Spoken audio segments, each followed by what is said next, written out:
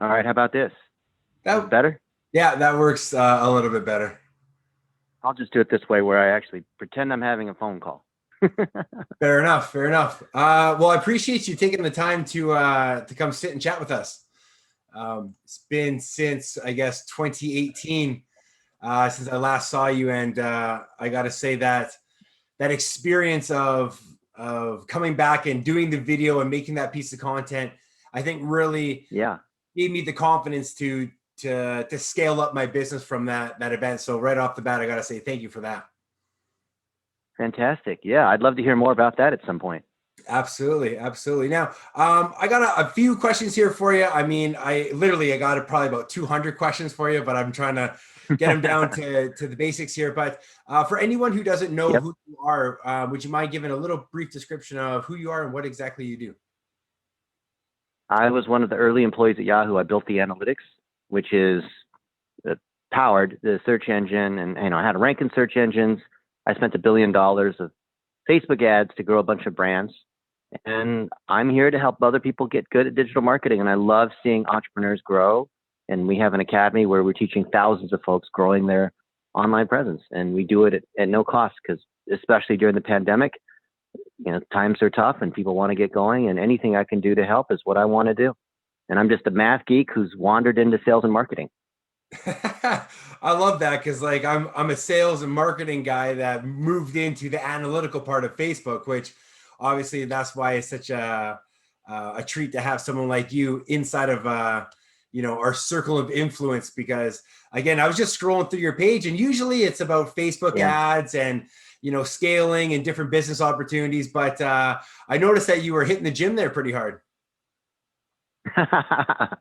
Well, yesterday I was with Courtney Olson, and she's famous for crushing watermelons between her thighs, and she has millions of followers on Instagram and Facebook and whatnot. And I saw that she opened up her studio here in Vegas, so we stopped by. So anytime I can hang out with cool people, why not? Right? It's a higher vibration, and I believe that the best people in the world of Facebook marketing or getting fit or whatnot are also amazing in other areas. It's just amazing when you connect with other folks who are world class. Yeah, I can agree with you there. I'm a big fan of, if you feel good, then you're going to perform at your best, right? And that's just that's part of the whole process. I mean, we all get up in the morning, and if your energy level isn't excited and ready to seize the day, then you're already behind the rest of the Yeah. guys, right?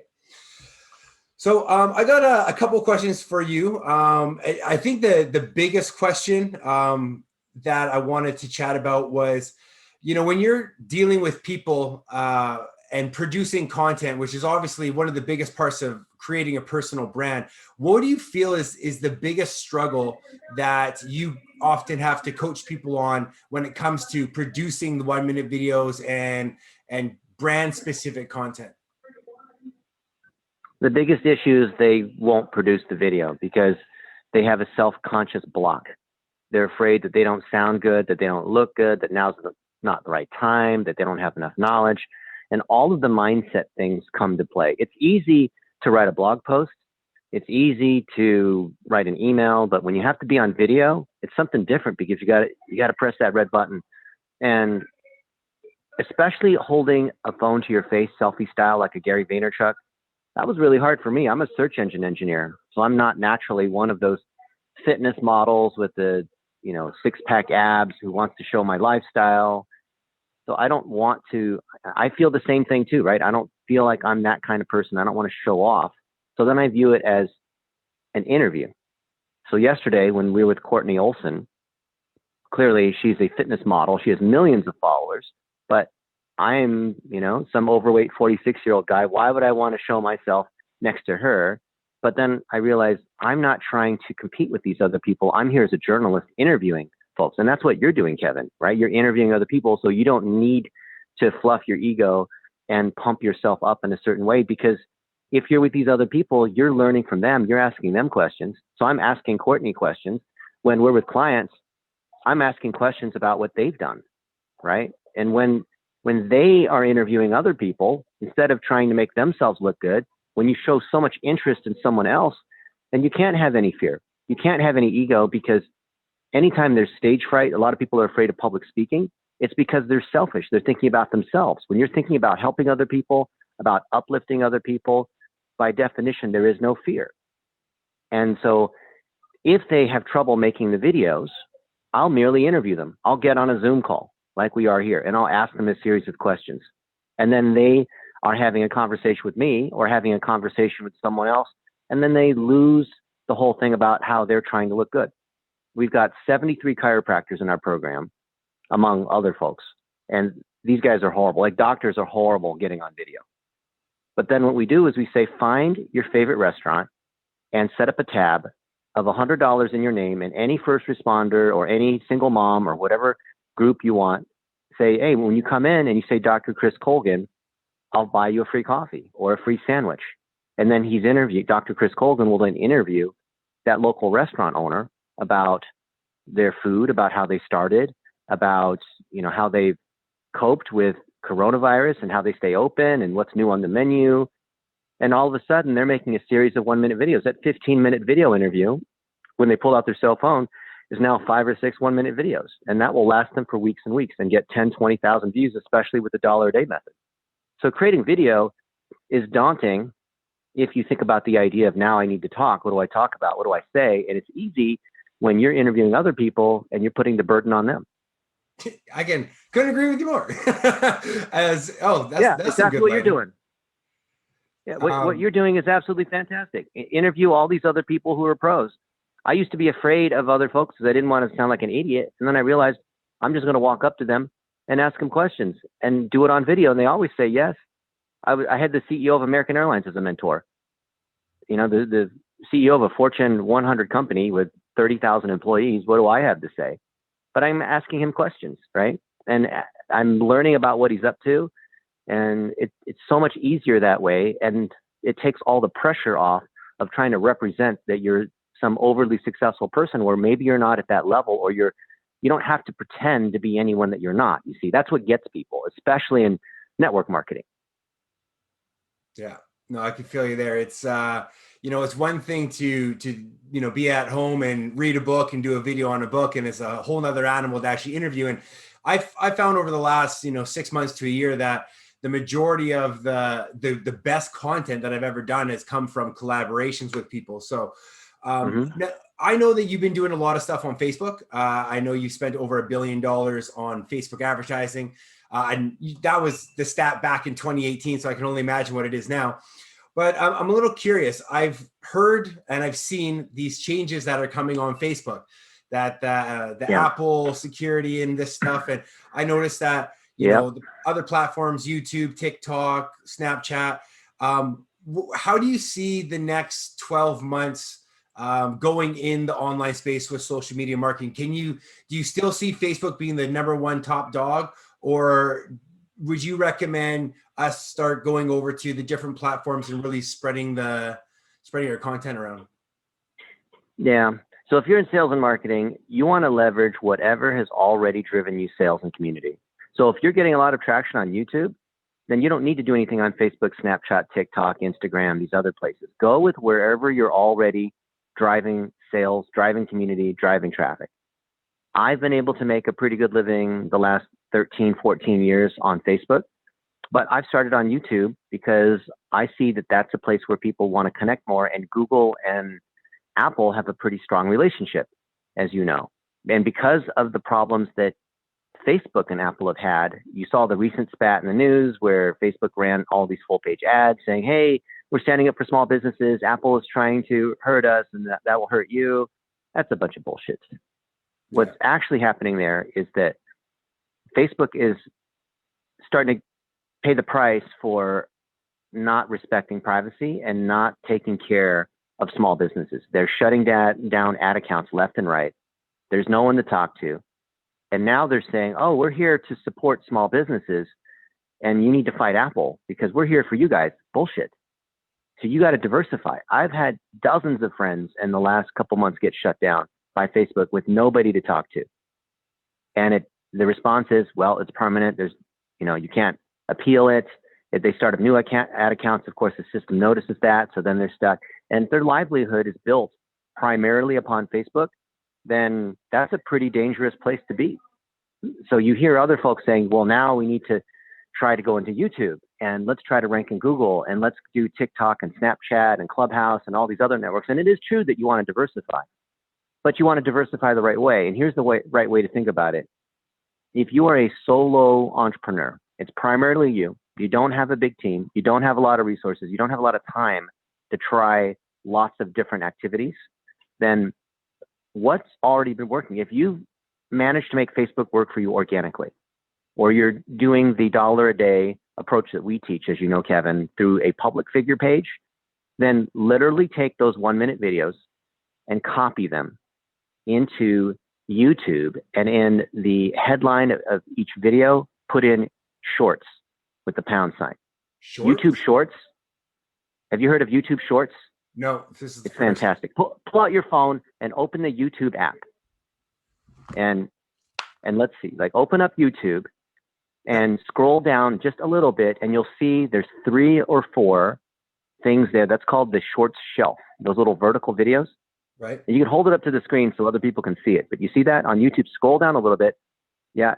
And then you'll see, scroll a little bit and you'll see 3 or 4 vertical videos. And I think those were the 3 or 4. Okay. Oh yeah, there it is. Yep. Yeah. You see that? So you know what those are? Short videos. They're right there on mobile. They're huge. That's where YouTube is putting all their effort. Why? What is it, and what are they doing? Now I noticed they're all portrait. They're all portrait. They are. But that's not what you'd expect on YouTube, right? On YouTube, you expect landscape, 7 to 10 minute videos. But notice all those videos are 1-minute vertical videos. And in fact, the people that are doing well on that, they're uploading 58-second long videos. So you remember how Facebook became a thing maybe 7 or 8 years ago when it started to really take off, and other people were like, no, I'm using these other social networks. And I was telling everybody, hey guys, you got to jump on Facebook. This is where it's at. There's all this traffic. No, it's not going to work. And as of course, people who jumped on this thing early, they reap the benefits. Google owns YouTube, and Google has been shut out of the social network game for quite a while. And this is their attempt to come back in. And the way they're doing it is through YouTube. They tried buying other social networks. That didn't work. They tried creating their own social networks. None of those worked. So they decided, let's do YouTube Shorts. So on YouTube, when you upload a 58-second long vertical video, it can be something you've already made before. It can be something new. It can be chopping up other stuff. Like, they don't really care. It doesn't even have to be very good. Because it's new, they're giving huge distribution. I've had friends that are uploading videos. They're getting millions of views. And they're taking their same Facebook style videos, cutting them down to 10 seconds, putting them on TikTok, cutting them down to 58 seconds, putting them on YouTube. You got to put shorts though in the headline, and you will dominate on mobile. And mobile is where 70% of YouTube's traffic is. And not on desktop. It used to be. 1-minute video, like, is that the top 60 seconds or lower? Yep. 58 seconds or less. 50. And you literally upload those things to your YouTube channel. Even if you have a brand new channel, you will still get traffic, which is crazy. I've never seen anything like this in the last 10 years. So this is from, so you would post it on your regular YouTube channel with shorts in the headline. And if it's under 15 seconds, it's going to get auto kind of placed in. So it has to be under a minute, but don't put it at 1 minute, put it at 58 seconds, because for some reason they add a second or two to the end of it. Right. Yep. And then you'll start showing up in the shorts right there, which is where you can imagine that's basically the homepage of YouTube. That is a ton of traffic. Absolutely. Especially because the demographic is more, my age, 35-year-old males. Yeah. Yeah. It works super well. And people are sticky on mobile. You can talk about any topics that you want. You can reuse your video. You don't have to be a professional video editor, although you can use different apps to edit your videos and make them nice. The rules are different now on YouTube. Wow. You don't have to do the crazy thumbnail graphics and the rich descriptions and all the things that you do to promote a channel. You don't have to do that anymore. Yeah, one of the nice things about YouTube is, I listen to it when I'm at the gym. I listen to podcasts quite a bit, and it's the next video that just pops up, keeps popping up and popping up and popping up. And their AI is really good. I'm a big fan of using some of their music channels. And as soon as I pop it up every morning, as I'm opening up all my tabs, there it is, like a drag race video or some motorcycle video. Yeah. And it's like just trying to grab your attention and pull you in. So I'm definitely going to take a look at this Facebook Shorts here. That's great. So it kind of goes to my next question. When we're starting doing these 1 minute videos, there are, a few different types of videos, a few different types of strategies. What would you recommend is the number one skill to learn for a new person that wants to get really good at 1 minute videos really fast? Best thing is just get lots of practice. Your first 10 or 20 videos are going to suck, and you got to get past the suck as fast as possible. And people will ask, well, should I make this kind of video or that kind of video? Or they'll get bogged down in the right equipment. I'm literally in an airport right now here, right? This is a restaurant and an airport on my cell phone, and I make videos here. I'll make videos like this that will go viral, and I'll have ones in the studio with hundreds of thousands of dollars of equipment that don't do as well. So the best video to make, the best video is the one you actually make. And if you have trouble thinking about what to do, then think about your routine. Maybe you have a morning routine, you work out, you have gratitude, you eat certain kinds of food, you meditate. But think about in that moment when you're the most powerful, when you're planning your day, who are you most grateful for? And make a 1 minute video about that each day. What are you grateful for? Things that you appreciate that maybe when you slow down, or something interesting that you read that made you think, right? Maybe a particular verse or quote. And if you make 1 minute video, see, the beauty of a 1 minute video, Kevin, and everyone else here, is that you can't go very far. Right. But if anything, you're going to go really deep into one particular topic, not trying to, do this broad thing about you can be successful if you just work hard enough and have the right mindset. Not like that, but something very, very specific. Right. Right. Right. Yeah, no, that makes Lots a good of point. specific moments of gratitude. Yeah. Usually we get into, Right. The habit of explaining our story and going through a process and having a call to action. I know myself, I've been doing these videos for, 5-6 years. And I always get to the point where, I get well over a minute. I'm a minute 30, minute 40, and having to cut them down and remove a lot of the chatter and just really sticking onto the main focus, the main topic there. So, So as far as staying ahead of the game or staying ahead of the curve when it comes to the technology, is there anything that we can do as marketers, or are we kind of at the beck and call of all these big platforms right now? Oh, so back to your original question. There's a browser war, a privacy war that is starting to heat up, that in the next 2 years, you're going to see Chrome and Firefox and Apple start to remove third-party trackers. So retargeting, the pixel, conversion tracking, as we know it, is going to disappear. And that's going to make personalized ads almost impossible to run within 2 years from now. It's starting to happen. And as you saw, Apple is putting up prompts saying, hey, Facebook would like to grab all this data from you. Would you like, and of course, users are going to be like, no, right? Because the warning they put up looks really scary. And Facebook has said, this is not fair. And, Apple collects this data, so why wouldn't they let Facebook collect this data? I put a post out there showing how much data Facebook is collecting, and it is mind dropping. Other people said, well, if that's the case with Facebook and Apple, what about Instagram? And what about, YouTube and Apple? And what about all the other apps, Quora and Apple? Those apps don't face the same issues because they're not collecting as much data, and they're willing to comply with Apple's IDFA tracking technology. But Facebook wasn't satisfied with that, and they want to track even more data, which is why they're getting in trouble. So you're going to see that if you're running ads on Facebook, by the middle of next year, you're going to have to do it primarily off of your own email audiences. You can't rely upon targets that Facebook has, where you're selecting people by what they like, or lookalike audiences, or custom audiences. Like, those aren't going to work. They're not going to be effective in a year or two from now. 99% of marketers have no idea that this is about to happen. This is about to be a big deal.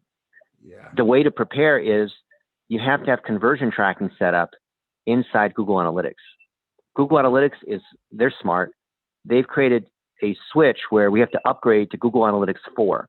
Right now, everyone is on UA, which is Universal Analytics, which is the base Google Analytics. Google Analytics 4 allows for tracking of conversions that are outside of a pixel fire. And Facebook has started to prepare for this, where they have something called a conversion API. You hear a lot of the engineers talking about CAPI, which is how we're passing back conversions without relying upon a pixel. And if that's a little bit complicated, all you need to know is move to Google Analytics 4 and rely less upon retargeting or narrow interest kinds of targeting on Facebook, and you should be okay. Diversify into into YouTube, which is part of Google. I'm a big fan of shifting into Google properties right now.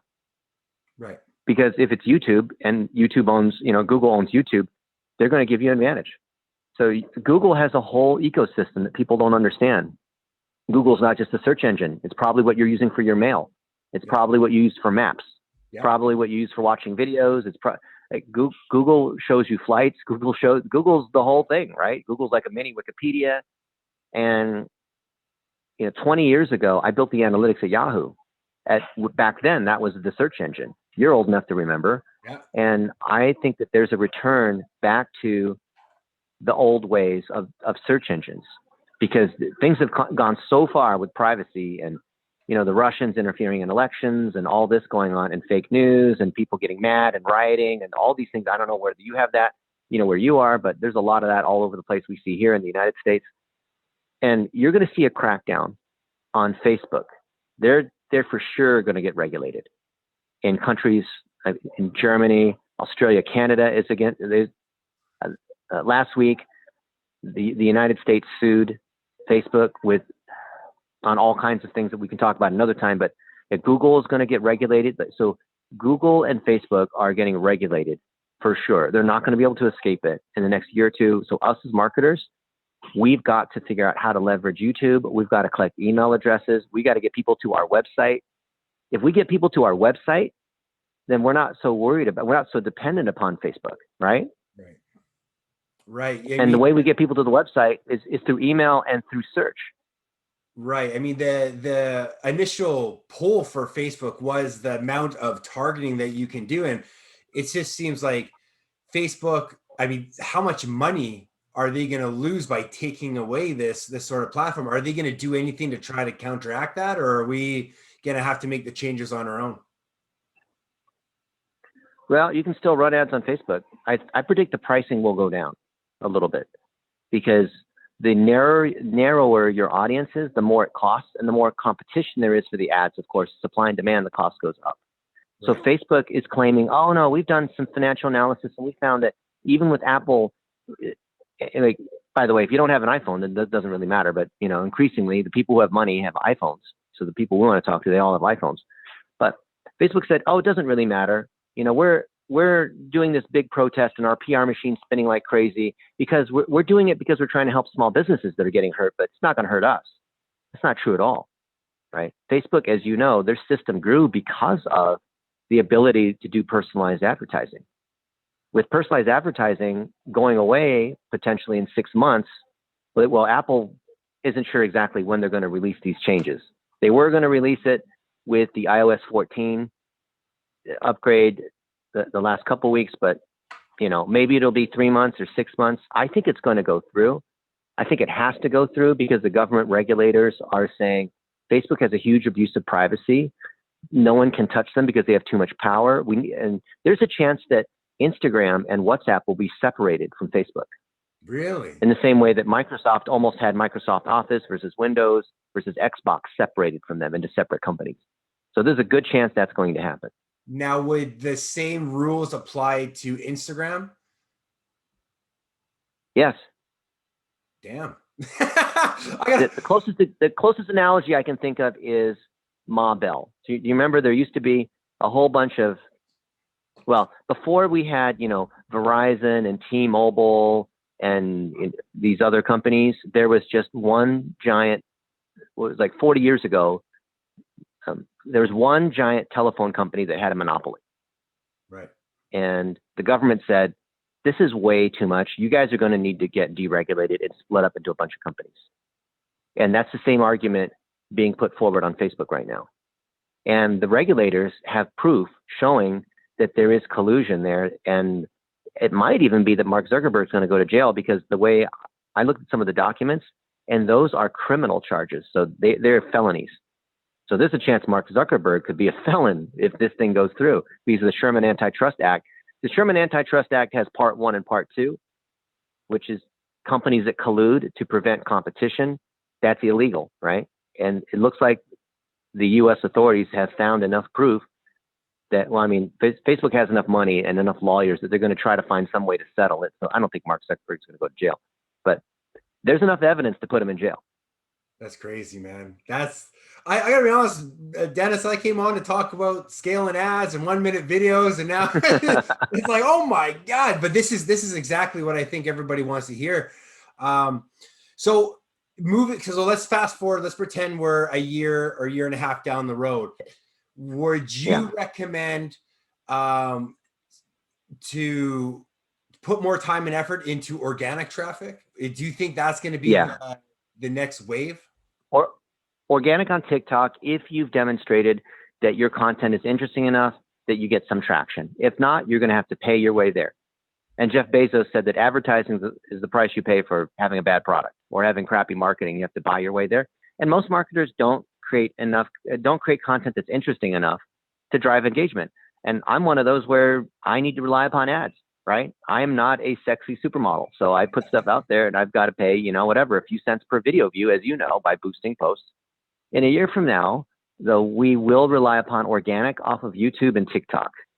Facebook will still be there, but the ad side is not going to be as powerful. The algorithm is still going to make recommendations to you, just like YouTube's algorithm makes recommendations of videos that are very good. And pretty soon you're 15 videos in, you've lost 2 hours, you're going to watch one thing, but now, oh, but I'm going to watch this. Oh, well, this is interesting too. You're going to see that increasingly start to be true on Snapchat, on TikTok, and Facebook. And even Amazon and these other social networks you're going to see start to grow, like Clubhouse. I'm not worried about trying to be on every single social network, because I think that's a waste of time. I would say look at what is working for you. If you've been investing on Facebook, it would be a shame for you to lose all the effort and content you've produced there, all the community that you've produced. Right. Take that content and repurpose it into YouTube and into TikTok. That's where I think things are going. And I have friends who have said, well, TikTok, they're owned by the Chinese, which is, ByteDance was a Chinese company and they have privacy issues. I'm like, Facebook has way worse privacy issues than TikTok, and TikTok is growing like crazy. If you're reaching anyone under 30, you've got to be there. The beauty is you can reuse all your Facebook assets. Full disclosure, we work with the TikTok marketing team because they came to us saying, hey, how do we grow in the United States? Because we want people to advertise on our platform just like they advertise on Facebook. And we built the TikTok ads platform to be just like Facebook's. And so they gave us a tour and I looked at it. I'm like, damn, it is actually the same thing. Can I reuse the same content? Yes, you can. But we're going to make it a little bit shorter and more interesting. The algorithm's stronger. So same content. Are you able to target the same? I personally never really dove into TikTok too much. So just curious, because again, after we get off this meeting, that's probably what I'm going to dive into is, is there any specific strategies that differ from Facebook, Instagram to TikTok? Yeah. TikTok is a slightly younger audience. And because you might not have the same level of custom audiences built on Facebook or, via Google as you might have on Facebook, it's going to take a little bit longer to build those audiences. But the cost of the traffic is way cheaper. The other thing to note is that you want to make 10-second videos. So instead of making 1-minute videos, try to cut them down to 10 seconds, or take your existing videos and try to find the highlights. Try to find the moments that cause people to say, wow, that's interesting. Try to put it to music if you can. You don't have to dance. A lot of people think that you have to dance on TikTok. No, that's more like the teenagers that are getting millions of views. If we're here trying to drive sales, then literally we can make funny faces. We can, go like that to the screen, and that's enough, right? The key is that you want to get the exposure. If you are a local business, if you're trying to reach people in your city, in Kelowna maybe, or in Vancouver or wherever it is, if you're just trying to reach people in your city, TikTok is enough and Google's enough, because all you have to do is geo-target. You don't have to do interest targeting. Most people think that to be successful, especially like on Facebook ads, you have to do these narrow targets of all the people who like to ski and drink wine and do whatever. You don't even need that, because the algorithm is going to find those people for you based on who's engaging with your content. If your content's interesting and your audience is people who like to go outdoors and go hiking or whatever your avatar is, because you want to attract people who are like you, right? Because you're setting the model for that. Then your content will do the targeting for you. All you have to do is geo-target down. And this is true now on every single network. This is true on Twitter ads, LinkedIn ads, Facebook ads, TikTok. The missing piece is interesting content. The algorithm is strong enough. You don't need to rely upon personalized targeting. So that's why Facebook's saying, yeah, we're not really all that concerned about personalized targeting being removed, because the issue has always been crappy content to begin with. Right. No, that makes sense. Absolutely. Wow. Yeah.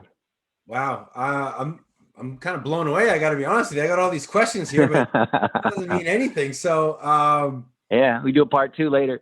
Yeah, absolutely. I'd love to get feedback, right? Everyone out here, you're listening. What are you doing based on this? I want to see you actually. I mean, you can talk about what's happening with the government and privacy, but I want to see you actually grow your business. I want to see you make 10-second videos on TikTok. If you send me an email, dennis@blitzmetrics.com, I'll send you a private link to some TikTok training we created with TikTok and a $150 coupon code. Boom. How about that? Absolutely. Dennis, Yeah, Dennis@blitzmetrics.com. Dennis@blitzmetrics. Awesome. Wow. This was awesome, Dennis. I really appreciate you taking some time out of your day. Obviously, you're traveling right now, and I mean, this has just been it's been crazy. I have a lot of research to do. I'm actually kind of blown away with because we're rebuilding a new platform ourselves, and we're actually just going through the process now of doing the back end training for Facebook and YouTube and Instagram and stuff like that. So I haven't really got into the Google geometric stuff for any of the TikTok, but it was funny. I was actually someone on my team, they did about 20 grand or 30 grand in TikTok sales in the last 6 months. And, I'm 35 years old, and I always kind of had that sort of, TikToks for the younger generation and whatnot. But there was always this little voice in the back of my head going, hey man, we got to check this platform out. Hey, we got to dive in a little bit and make sure we're not the last guy in the pool, so to speak. So I really appreciate you opening up on some of these topics, because this is really stuff that we wouldn't find anywhere else. Awesome. Well, appreciate it, Kevin, and everyone else. I'd love to hear how you guys are doing. Let me know. Awesome. Well, again, thank you so much for showing up. I'm hoping we can do this again here very soon for part 2. And again, I really appreciate you coming out, Dennis. Awesome. Well, thank you, Kevin. Thank you, everybody. Have a good day. Cheers.